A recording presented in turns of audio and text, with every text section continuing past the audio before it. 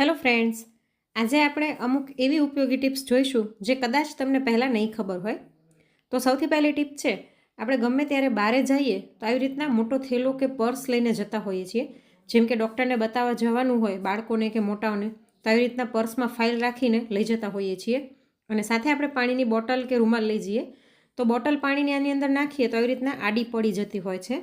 અને ઘણી વખત જો બોટલ લીક થતી હોય તો એના કારણે ફાઇલો પણ ભીની થઈ જતી હોય છે. મારી સાથે એક વખત આવું થયું હતું, એટલે મને એમ થયું કે ચલો આઈડિયા તમારી સાથે શેર કરું.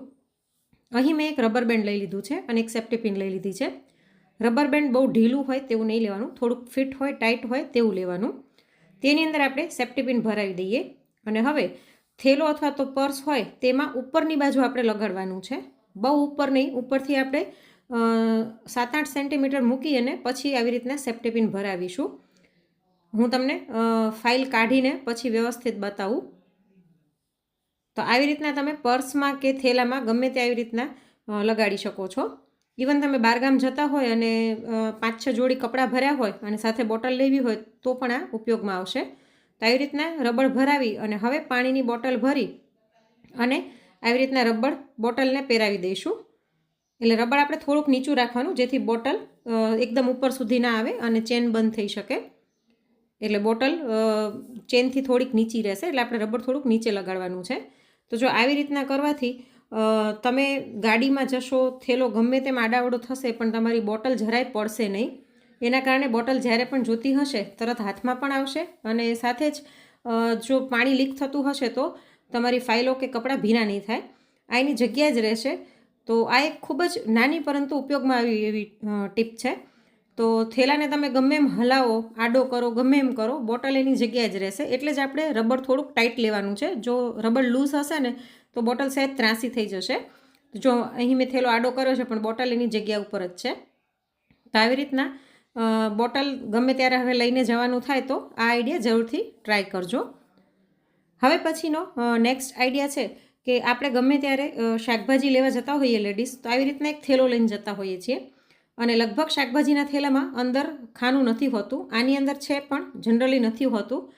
તો શું કરવાનું, આપણે શું થાય કે શાકભાજી લઈએ તો ગાડીની ચાવી હોય તેમને નાખી દેતા હોઈએ છીએ અથવા તો પૈસાનું પાકીટ હોય એની અંદર પડ્યું હોય તો શાકભાજીમાં વચ્ચે વચ્ચે ગોતવું પડે છે. ખાસ કરીને મોટી ઉંમરના જતા હોય ને શાક લેવા ત્યારે તો આ પ્રોબ્લેમ થાય જ છે. તો એના માટે અહીં મેં એક નાનકડું પાકીટ લઈ લીધું છે.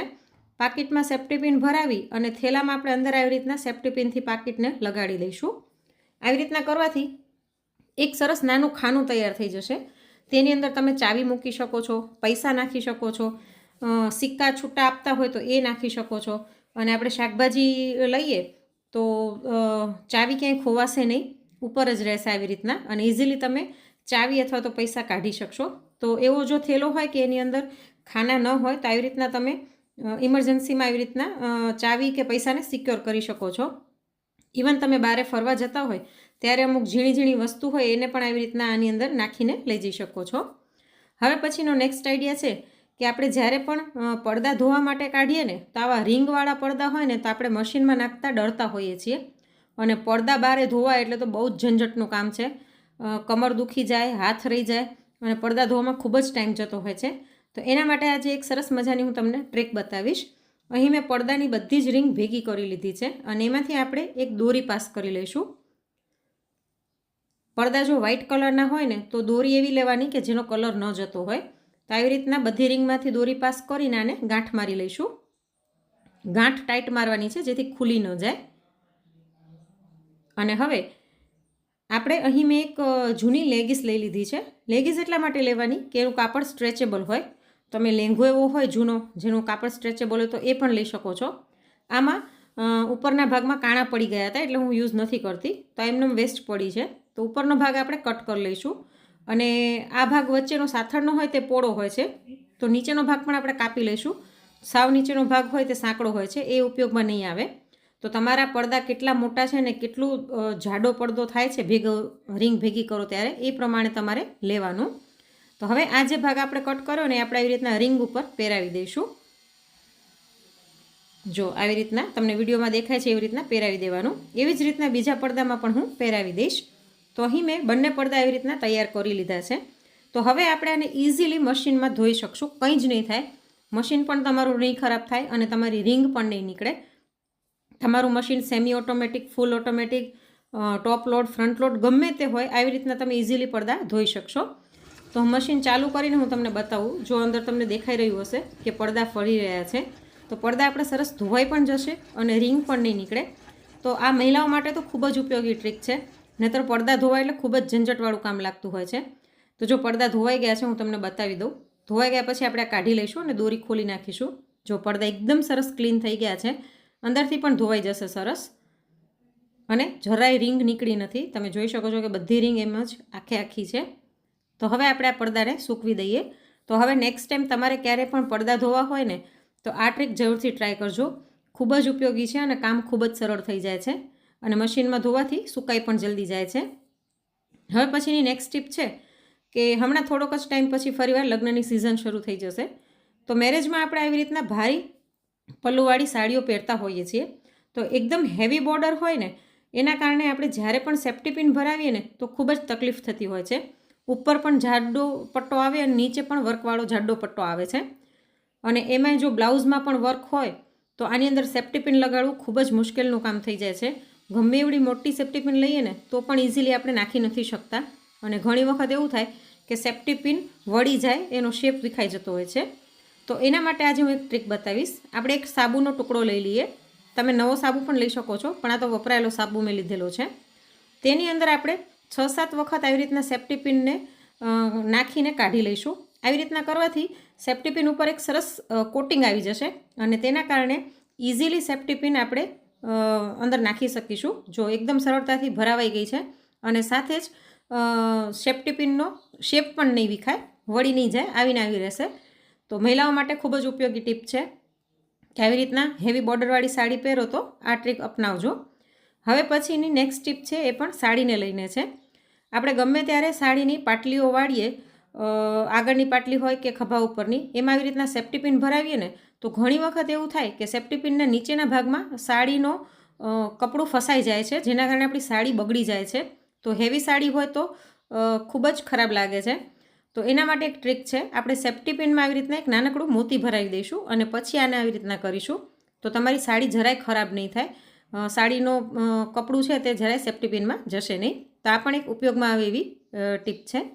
હવે પછીની નેક્સ્ટ ટીપ છે કે કાપડમાં ગમે ત્યારે આવી રીતના જો ચીગમ ચોંટી જાય ને, તો એને કાઢવી કઈ રીતના. જો આપણે ખેંચીએ તો અડધી ચીગમ નીકળે, અડધી ચોંટેલી રહી જાય, એવું થઈ જતું હોય છે. તો એને કાઢવા માટેની એક ટ્રીક બતાવું. ચીગમને ખેંચવાની નહીં, એક બરફનો ટુકડો લઈ અને ચીગમની ઉપર આપણે આવી રીતના ફેરવી લઈશું. ગમે એ કાપડ હોય, ચીગમમાં ઉપર આવી રીતના બરફનો ટુકડો ફેરવવાનો ચીગમની ઉપર, અને સાઈડમાં બધે થોડીક વાર ફેરવીશું, અને 1-8 મિનિટ માટે આની ઉપર રહેવા દઈશું. તો 1-8 મિનિટ પછી ચીગમ સરળતાથી નીકળી જશે, આખે આખી ઉખડી જશે, જરાય કપડામાં નહીં ચોંટે. જો હું તમને કાઢીને બતાવું, જો ઇઝીલી ચીગમ નીકળી ગઈ છે. અને પછી આપણે કપડાને ધોઈ લઈશું, એટલે ખબર પણ નહીં પડે કે ચીગમ ક્યાં ચોંટેલી હતી. જો એકદમ સરસ ક્લીન થઈ ગયું છે, હું તમને બતાવું કે જરાય ખબર નથી પડતી કે ચીગમ ક્યાં ચોંટી હતી. હવે પછીની નેક્સ્ટ ટીપ છે જૂના ટી શર્ટને લઈને. આવી રીતના મોટી સાઇઝના જૂના ટી શર્ટ હોય ને, જે કલર ડલ થઈ ગયો હોય, અથવા તો ઝીણા ઝીણા કાણા થઈ ગયા હોય, જો આમાં ઝીણા કાણા થઈ ગયા છે, તો આપણે આને ફેંકી દેતા હોઈએ છીએ. તો ફેંકવાને બદલે આનો એક સરસ મજાનો તમને ઉપયોગ બતાવું. આપણે માળિયામાં સૂટકેસ રાખતા હોઈએ છીએ, તો એમાં ધૂળ લાગી જતી હોય છે. માળિયા પેક હોય તો પણ ધૂળ ચડી જતી હોય છે. તો એના માટે આપણે આ જૂના ટી શર્ટને સૂટકેસની ઉપર પહેરાવી દઈશું. ઉપરની સાઈડથી આપણે આવી રીતના ટી શર્ટ પહેરાવીશું, એટલે વ્હીલવાળો ભાગ છે તે નીચે રહે, અને ટી શર્ટનો જે ગળાનો ભાગ છે ત્યાંથી આપણે સૂટકેસનું હેન્ડલ પકડી શકીશું. તો આવી રીતના ઇઝીલી તમે સૂટકેસનું કવર બનાવી શકો છો. અને નીચેના ભાગમાં ટી શર્ટ આવી રીતના ભેગા કરી, ટી શર્ટના છેડા, અને એમનેમ તમે ગ્લુગનથી ચોંટાડી શકો છો, અથવા તો સ્ટેપલર મારી શકો છો. હું અહીં રફલી મોટા મોટા ટાંકા લઈ રહી છું, કેમ કે સૂટકેસનો ઉપયોગ ખબર છે કે હવે થવાનો જ નથી. તો જ્યારે પાછો ઉપયોગ કરવાનો હોય તો મોટા મોટા ટાંકા લીધેલા હોય તો ઇઝીલી આપણે તોડી પણ શકીએ છીએ. તો આવી રીતના કરવાથી સૂટકેસ તમારી જરાય ધૂળવાળી નહીં થાય. તમે ઉપર પણ આવી રીતના સહેજ રફલી ટાંકા લઈ શકો છો, પણ હું અત્યારે ઉપરનો ભાગ હેન્ડલનો ખુલ્લો જ રાખું છું. અને સાઈડમાં જે આ સ્લીવ છે એને આપણે અંદરની બાજુ આવી રીતના દબાવી દઈશું. તો ખાસ કરીને ભાડાના મકાનમાં રહેતા હોય, જેને માળિયા મઢેલા ના હોય અને ખુલ્લા હોય, તો એના માટે તો ખૂબ જ ઉપયોગી થશે. કે આવી રીતના ચડાવીને રાખશો તો સુટકેસ તમારી જરાય ધૂળવાળી નહીં થાય. હવે પછીની નેક્સ્ટ ટીપ છે, આપણે આવી રીતના જે પાવડરના મોટા મોટા મજબૂત બોક્સ આવે ને એને ફેંકી દેતા હોઈએ છીએ. તો એને ફેંકવાને બદલે આજે આપણે એનો ઉપયોગ કરીશું. તો આવી રીતના હું આની સાઈડ છે એ કટ કરી લઈશ. તો જો મેં એક સાઈડ કટ કરી લીધી છે. આવી રીતના આપણે આનું ચોરસ બોક્સ બનાવી લઈશું. અને હવે ગમે તે જૂનું ટી શર્ટ લઈ અને આ બોક્સ ઉપર પહેરાવી દઈશું આવી રીતના, જેમ તમને વિડીયોમાં દેખાઈ રહ્યું છે. અને અંદરની બાજુથી આપણે ગ્લુ ગનથી આના છેડા છે તે ચોંટાડી દઈશું. તમારી પાસે ગ્લુ ગન ન હોય તો તમે મોટા મોટા ટાંકા પણ લઈ શકો છો, અથવા તો એમનેમ પણ રાખશો ને તો પણ વાંધો નહીં આવે. તો આવી રીતના ચોંટાડી દઈએ. અને એવી જ રીતના નીચેની બાજુ પણ મેં ટી શર્ટના છેડા છે તે ચોંટાડી દીધા છે ગ્લુ ગનથી. તો આ એક સરસ આપણું DIY બોક્સ બનીને તૈયાર થઈ ગયું છે. અને છોકરાની લેંઘીઓ હોય, કેપરી હોય, ટી શર્ટ હોય, ગમે તે આવી રીતના આપણે રાખી શકીએ છીએ. અને કબાટમાં રાખશું તો કબાટ સરસ આપણું ઓર્ગનાઇઝ લાગશે. તો જો અહીં મેં ઘણા બધા આવી રીતના બોક્સ બનાવીને રાખ્યા છે, તો કબાટ એકદમ સરસ ગોઠવાયેલું લાગે છે. તો આજની આ બધી જ ટિપ્સમાંથી તમને કઈ ટિપ્સ સૌથી વધારે ગમી તે કોમેન્ટ કરીને જરૂરથી જણાવજો. અને જો વિડીયો ગમ્યો હોય તો લાઇક કરીને વધુમાં વધુ શેર પણ કરજો. અને આવા જ અવનવા વિડીયો જોવા માટે ચેનલને સબસ્ક્રાઈબ કરવાનું ના ભૂલશો. Thanks for watching.